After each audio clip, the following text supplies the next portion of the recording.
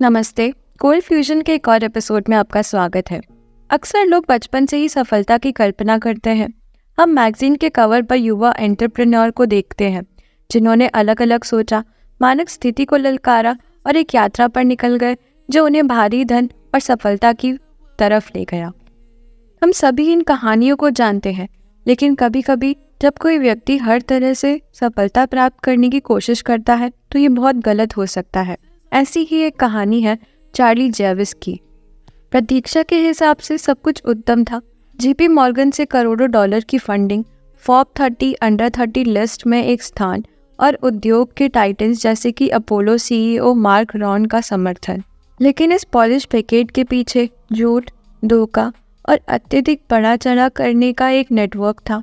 दशक भर तक चार्ली ने एक छवि तैयार की जो लगभग सभी विवादों को टाल गई। लेकिन जैसा कि हमने इस चैनल पर पहले भी देखा है, उसकी कीमती हाउस ऑफ कार्ड्स अंत में गिर गए, जो जेपी मॉर्गन चेज से करोड़ों डॉलर की ठगी करने के आरोप में 100 साल तक जेल की सज़ा का सामना कर सकती है। चार्ली जेविस वो स्टार्टअप दुनिया की हॉट शॉट थी। स्टूडेंट स्कैम नहीं, स्टूडेंट ने बैंक को ठगा। तो वो कौन थी और उसने दुनिया के सबसे बड़े बैंक को धोखा देने और ठगने में कैसे सफलता प्राप्त की? चार्ली जेविस की कहानी ये है। चार्ली की उदयमिता की भावनाएं उसकी किशोर अवस्था में ही जगने लगी थी। उसने एक संपन्न न्यूयॉर्क परिवार में बड़ा हुआ था। न्यूयॉर्क में एक प्रसिद्ध फ्रेंच अमेरिकन निजी स्कूल में पढ़ा था। उसकी पहली वेंचर का आइडिया उसको हाई स्कूल में आया था। एलिजाबेथ होम्स की कहानी को अजीब तरीके से मिरर करने वाली कहानी में उसने विदेश यात्रा के बारे में अपना पहला आइडिया पाया। चार्ली जेविस के लिए मंजिल थाईलैंड थी और जब वो वापस आई तो उसने माइक्रो फाइनेंस प्रोडक्ट शुरू करने का आइडिया पाया। उसकी यात्रा के दौरान उसने पहचाना कि विकासशील राष्ट्रों के लोगों को क्रेडिट की कमी है। उसका समाधान था एक सर्विस जो अंडर प्रिविलेज लोगों को छोटे, कम बजाय सिक्योर लोन प्रदान करती थी। परिणाम था उसका नॉन प्रॉफिट जो पोवर अप नाम से जाना जाता था।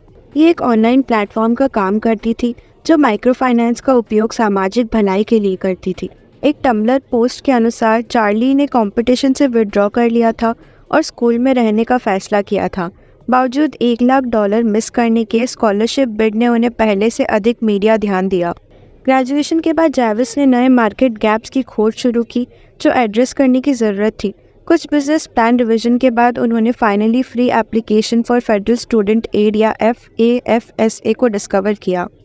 हर साल federal student aid office $249 billion से अधिक फेडरल एड को 13 मिलियन स्टूडेंट्स को डिस्ट्रीब्यूट करता है। लेकिन इसमें एक बड़ी समस्या है। एप्लीकेशन प्रोसेस बहुत कठिन है, जिसके कारण स्टूडेंट हर साल अरबों डॉलर क्लेम नहीं कर पाते हैं।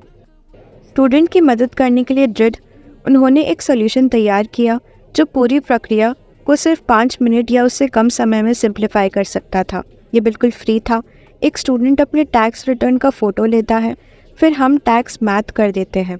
कोई मैथ एरर नहीं होते जो आपको बहुत कॉम्प्लिकेटेड वेरिफिकेशन में डाल सकते हैं। बहुत सिंपल लैंग्वेज होती है। ये फ्रैंक नामक कंपनी का कोर आइडिया था। उनका कहना था कि फ्रैंक नाम उसका प्रतिनिधित्व करता है क्योंकि यह नाम ईमानदारी का प्रतीक है। उनके स्टेटस और कनेक्शन का उपयोग करके जो उन्होंने अपने एक्सपोजर से प्राप्त किए थे, उन्हें अपने प्रोजेक्ट के लिए फाइनेंसिंग ढूंढने में आसानी हुई। सिर्फ कुछ सालों में फ्रैंक ने $20 मिलियन से अधिक फंडिंग रेज कर ली थी और 3 लाख से अधिक यूज़र हो गए थे। पेपर पर कंपनी एक बड़ी सफलता लग रही थी और जेविस हर मौके का फ़ायदा उठा रही थी अपने आप को बिजनेस वर्ल्ड की अप एंड कमिंग स्टार के रूप में प्रमोट करने के लिए। उन्होंने 2021 में इनसाइडर को अपने विचार प्रकट किए। मैंने कॉलेज छोड़कर एक बिज़नेस बनाया और फंड रेज किए। फाइनेंस जॉब को छोड़ दिया। मुझे कहा गया था कि मैं फेल हो जाऊंगी क्योंकि मेरे पास बिजनेस एक्सपीरियंस नहीं था। लेकिन जल्द ही बड़े रेड फ्लैग शुरू हो गए। 2017 में एजुकेशन डिपार्टमेंट ने एक सीज और असिस्ट लेटर इशू किया। वजह यह थी कि फ्रैंक स्टूडेंट्स को मिसलीड कर सकता था, सोचने में कि ये गवर्नमेंट्स ऑफिशियल वेबसाइट से एसोसिएटेड है। इस इंसिडेंट के बाद कंपनी ने अपनी मार्केटिंग चेंज कर दी थी, क्लैरिफाई करने के लिए कि उसका US गवर्नमेंट से कोई एफिलिएशन नहीं था। लेकिन ये प्रॉब्लम्स की शुरुआत थी। 2017 में दिसंबर में जेविस ने न्यूयॉर्क टाइम्स के लिए एक ओपिनियन पीस लिखा था। ये FAFSA के बारे में 8 सबसे कंफ्यूजिंग चीज़ें पर होना चाहिए था, लेकिन बाद में आर्टिकल में एक सिग्निफिकेंट करेक्शन शामिल करना पड़ा कि एड प्रोसेस के बारे में कई इनएक्यूरेसी थी। आप सोचिए, एक कंपनी की सीईओ जो इस एग्जैक्ट फील्ड में स्पेशलाइज करती थी, इतनी सारी चीज़ें कैसे गलत कर सकती है। ये अच्छी बात नहीं है, लेकिन जनरल पब्लिक ने बहुत ध्यान नहीं दिया क्योंकि जाविस एक मीडिया टूर पर थी।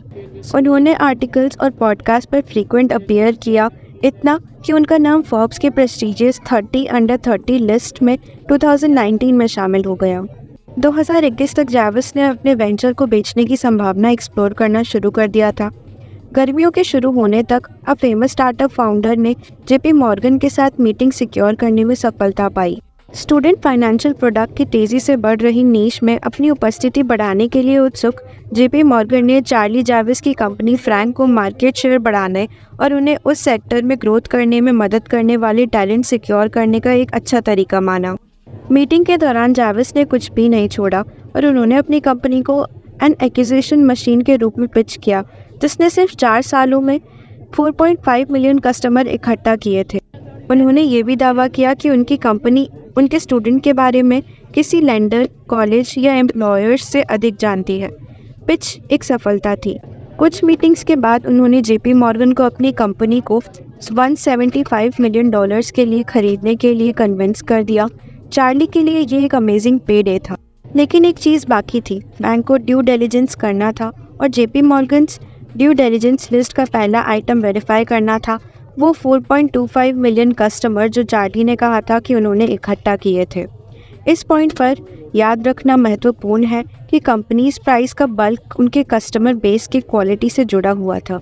Higher the number, higher the price tag that JP Morgan would be willing to pay. कुछ अजीब हुआ, चार्ली ने लिस्ट प्रोवाइड करने से इनकार कर दिया। उन्होंने प्राइवेसी कंसर्न का कहा, लेकिन इसके पीछे एक और वजह थी। उन्होंने कुछ छुपा रखा था।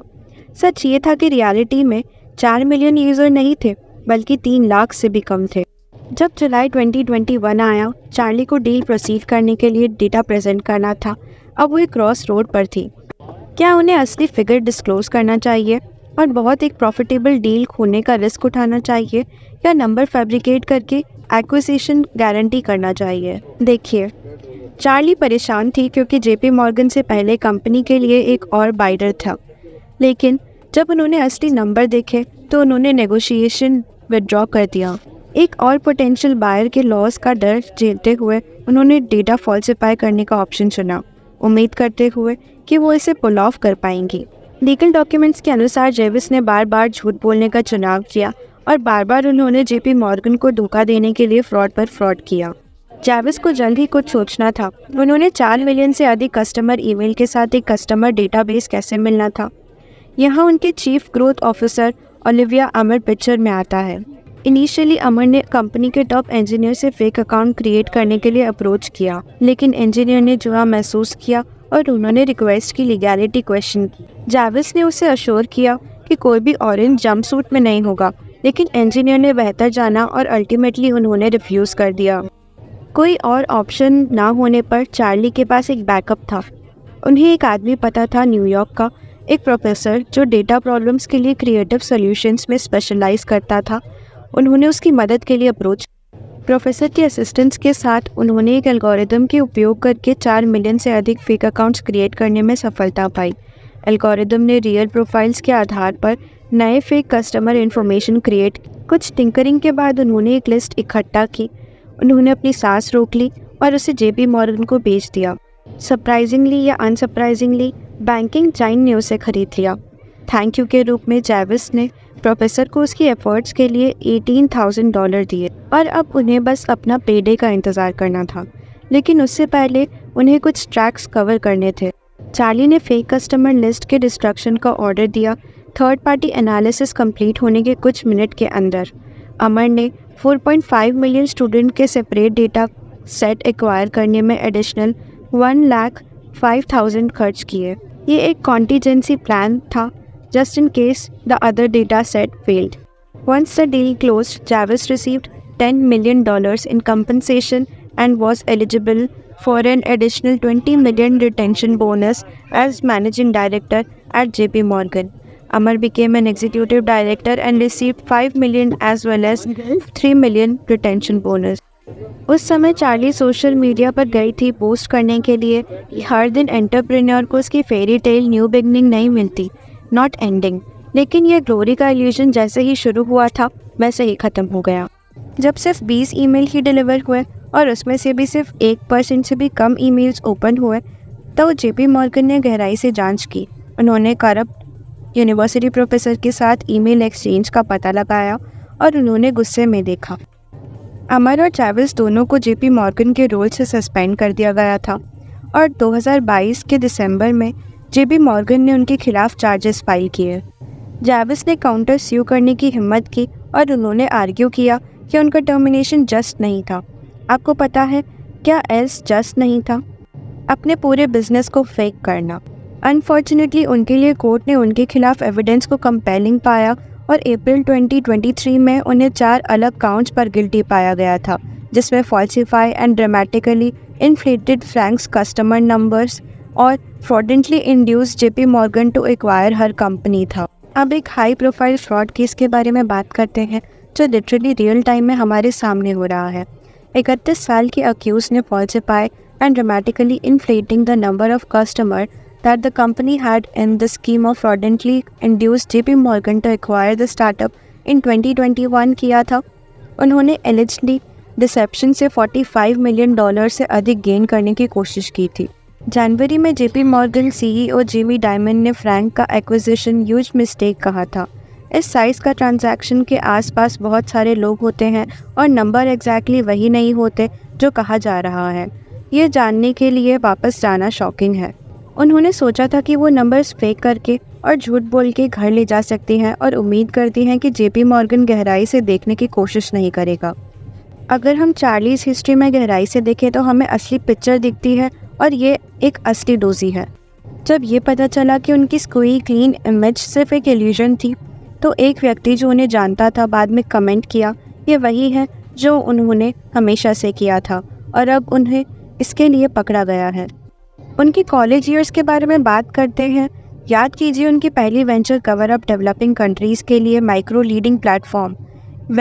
ये कभी ऑफिशियली किसी टाइप की कंपनी के रूप में रजिस्टर नहीं हुई थी। इसकी एग्जिस्टेंस के कोई रिकॉर्ड्स नहीं हैं और ये उनके बोल्ड क्लेम्स के बावजूद है कस्टमर और पार्टनरशिप डील्स के। कुछ पार्टनर्स ने तो ये भी कहा है कि हम इस व्यक्ति को नहीं जानते हैं, हमने कभी भी पोवेरा या चार्ली जैविस के साथ डील नहीं की है। 2013 में वॉर्टन मैगजीन को बताते हुए उन्होंने कहा कि पोवरअप ने फ्रेंड्स या फैमिली से $3 लाख रेज नहीं किए थे, लेकिन एक फॉर्मर बोर्ड मेंबर ने कंफर्म किया कि ये एक भी लोन डिस्ट्रीब्यूट नहीं किया गया था। और याद कीजिए पीटर थिल स्कॉलरशिप जिसे उन्होंने सपोजली टर्न डाउन किया था। माइकल गिब्सन जो ग्रांट्स देख रहे थे, उन्होंने एक फोर्ब्स आर्टिकल में कहा था उन्हें कभी फेलोशिप ऑफर नहीं की गई थी और मुझे परेशानी होती है जब वो ये कह रही होती हैं कि उनकी पर्सनैलिटी की वजह से हमने उस पर ट्रस्ट नहीं किया, वो एक रियल वे में शुरू कर सकती है। रिपोर्टेडली उनकी टीम ने स्कॉलरशिप ट्रायल्स के लिए एक स्कैवेंजर हंट चैलेंज में चीट किया था। गिब्सन ने कमेंट किया, फ़नी बात यह है कि स्कैवेंजर हंट में चीट करना एक छोटी सी चीज़ है, लेकिन अजीब है वो कुछ बहुत बड़ी स्केल पर अक्यूज हो रही हैं। ये ऑलमोस्ट ज़्यादा हो गया है। इन सब डिज़ास्टर्स के बावजूद वो अपने अगले प्रोजेक्ट फ्रैंक पर मूव ऑन कर पाई और $10 बिलियन फंडिंग सिक्योर कर पाई। लेकिन ये कंपनी भी मेस थी। इनिशियली ये एक जॉब सर्चिंग वेबसाइट थी जो यंग वर्कर्स को जॉब अपॉर्चुनिटीज़ से वाया टेक्स्ट मैसेज कनेक्ट करती थी। फिर ये एक क्रेडिट स्कोर वेबसाइट बनी और फाइनली ये स्टूडेंट्स को 8 प्रोग्राम्स के साथ हेल्प करती थी। इनसाइडर्स के अनुसार ये एक बहुत रॉकी स्टार्ट था। Ridgely venture ran out of money, leading JVs to stop paying her employee and refused to provide promised equity bonuses. ये एक लॉसूट लीड करने लगा, लेकिन ये डिज़ास्टर मैटर नहीं करता था क्योंकि जेवीज एक मार्केटिंग जीनियस थी। वो अपनी ओन नैरेटिव रीराइट कर सकती थी। जब वो स्टोरी रिटेल करती थी तो उन्होंने लॉसूट ओमिट कर दिया था। उन्होंने कहा था layoffs were the most difficult time in her life. तो हम जानते हैं कि जाविस झूठ बोलने में और मैनिपुलेट करने में सीमित रखती है, लेकिन जब उन्होंने फ्रैंक लॉन्च किया था तब तक उन्हें बॉन्कर्स हो गए थे। पहली इन्वेस्टर मीटिंग में मौजूद एक व्यक्ति ने कहा था कि जाविस ने प्रोडक्ट को प्रमोट करने के लिए दावा किया था कि उनके पास हज़ारों साइनअप्स हैं, जबकि उनके पास कोई नहीं था। हम सब एक दूसरे को देखने लगते थे जैसे कि ये पागलपन है। आप इन चीज़ों को नहीं कह सकते। कुछ चीज़ें जो कही जा रही थी वो बस इनएक्सक्यूजेबल इनएक्यूरेट थी। जब वही लोग उसके बारे में कन्फ्रंट करने लगे तो जाविस ने कहा, सुनो, ये पुराने लोग समझते नहीं है, ये काम ऐसे ही होता है, आप fake it till you make it. उनकी एक पॉडकास्ट अपीयरेंस में उन्होंने कहा था, being a founder obviously skewed towards being overly optimistic, और कभी कभी ये आपके एडवांटेज के लिए काम करता है और कभी कभी नहीं। और वहाँ ज़रूर कुछ समय थे जब मैंने थिंक से ज़्यादा रोजियर पिक्चर पेंट की थी। कंपनी के इंटरनल एटमॉस्फेयर के बारे में बात करते हुए उनके प्रीवियस मिसमैनेजमेंट एक्सपीरियंस से एम्प्लॉयज़ की टेस्टिमोनीज ने एक दुखी पिक्चर पेंट की, जिसमें मैनेजमेंट सोली यूज़र बेस्ड ग्रोथ पर फोकस करती थी और ऑल अदर कंसर्न को नेग्लेक्ट करती थी। जैसे ही ये खड़ा होता है, चार्ली जाविस की कहानी emerges as yet another cautionary tale, Elizabeth Holmes और सैम बेकमैन फ्रीड के केसेस के साथ पैरेलल्स ड्रॉ करती हुई। इन 3 सिनेरियोज में उनकी मार्केटिंग प्रोज उनकी एक्चुअल मैनेजमेंट एबिलिटीज़ के सिग्निफिकेंटली आउटशाइन करती थी। जाविस को एक जीनियस के रूप में मार्केट किया गया था। उन्होंने झूठ बोलकर और अपने नंबर्स फेक करके टॉप तक पहुंचा। लेकिन जब उन्होंने जेपी मॉर्गन को स्कैम करने की कोशिश की तो उन्होंने ज़्यादा ही काट लिया था और उन्हें बड़े तरीके से बाइट करने वापस आया। ये एक विविड रिमाइंडर है कि fake it till you make it mentality कैसे बैकफायर कर सकती है और रैपिडली। एक वाइडर मैक्रो स्केल पर हमें कुछ बताता है। आमतौर पर बूम टाइम्स, प्रॉस्परस टाइम्स में अनएथिकल बिहेवियर इजीली ओवरलुक हो सकती है। टेक इन्वेस्टर्स हर अपॉर्चुनिटी पर ईगरली जंप कर रहे होते हैं, क्योंकि अगर वो नहीं करते तो वो नेक्स्ट बिग थिंग मिस कर देंगे। लेकिन जब इकोनॉमिक टाइड टर्न होता है तो सोबर रियलिटी रिटर्न्स होती है, तो बहुत सारे लोग स्टैंडर्ड रह जाते हैं, और ये प्रिसाइसली करंट सेंटिमेंट है। फॉक्स 30 अंडर 30 लिस्ट को कुछ दशक के सबसे बदनाम फ्रॉडस्टर को अपने मैगजीन कवर पर प्रदर्शित करने के लिए वाइडली रेडिक्यूल्ड किया गया। लेकिन सिलेक्शंस खुद इशू नहीं हो सकते। जैसा कि आप जानते हैं, अगर आप मेरे वीडियोस देख रहे हैं, 2008 से लेकर हाल ही तक हम एक फेक मैक्रो इन्वायरमेंट में रह रहे हैं जो लो इंटरेस्ट रेट और इजी मनी द्वारा सपोर्टेड था।